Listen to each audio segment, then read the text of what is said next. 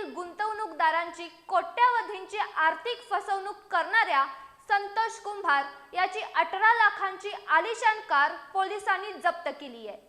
या आर्थिक फसवणूक प्रकरणी न्यायालयानं संतोष कुंभार याला आज अखेर पोलीस कोठडी सुनावली आहे।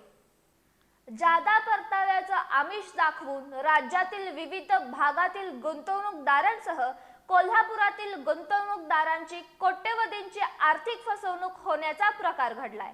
या प्रकरणी कोल्हापूर स्थानिक गुन्हे अन्वेषण शाखेनं एएस ट्रेडर्स डेव्हलपर्स या कंपनीची उपकंपनी असलेल्या ट्रेडविंग सोल्युशन या कंपनीचा गेल्या 3 वर्षांपासून फरारी झालेला संचालक संतोष नंदकुमार कुंभार याला पलूस इथून अटक केली होती। न्यायालयानं त्याला आज अखेर पोलीस कोठडी सुनावली आहे। या दरम्यान पोलिसांनी संतोष कुंभार याच्याकडील 18 लाख रुपये किमतीची आलिशान कार जप्त केली आहे। या फसवणूक प्रकरणातील अन्य फरारी संशयितांचा पोलिसांकडून शोध सुरू आहे।